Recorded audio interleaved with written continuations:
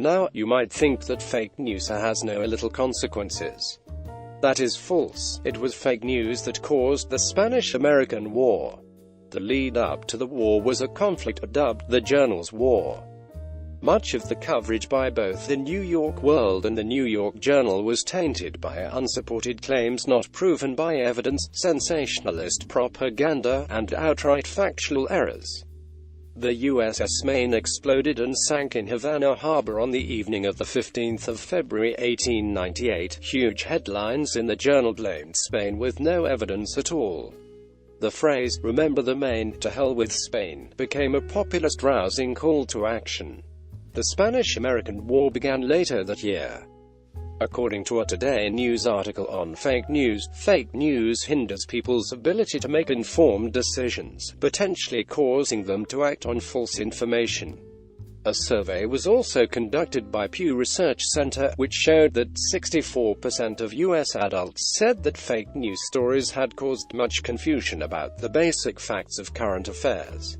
This means that many people do not know how to differentiate between real news and fake news. This allows the further development of fake news, and as time goes by, the issue of fake news will get out of hand.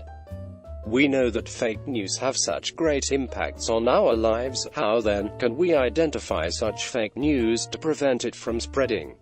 We can identify fake news by: Number 1. Checking the reliability of the source and author. Number 2. Checking the date of published to be able to conclude if the information is still relevant today. Number 3. Checking if the article, particularly the title, evokes anger or strong negative emotions in the reader. Number 4. Thinking and predicting the aim and objective of the article.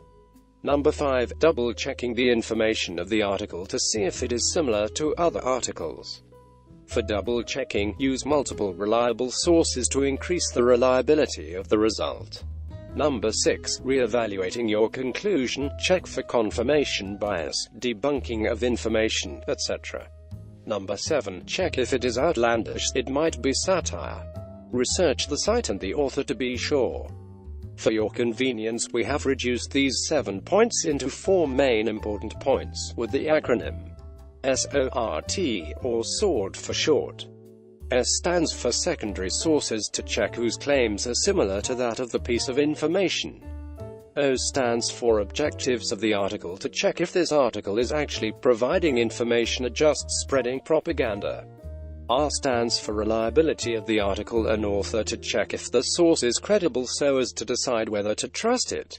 T stands for the time the article was published. Reposting old news does not mean they are relevant to current events.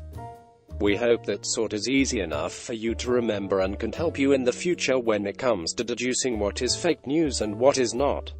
How do we prevent the spread of fake news, slow its spread, or hopefully eradicate it? According to Singapore's Minister in charge for its Smart Nation initiative, Mr. Vivian Balakrishnan, we can counter fake news by sharing facts. We are systematically moving to an open-source, open data society. That is the antidote for cynicism, and antidote against fake news, he said. Singapore has done so by making the hundreds of sensors installed in drains tweet water level information.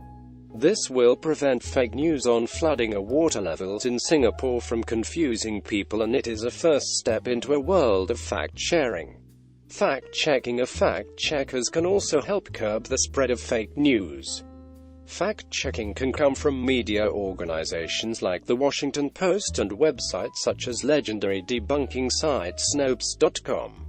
Recently, Facebook introduced their own fact-checking service.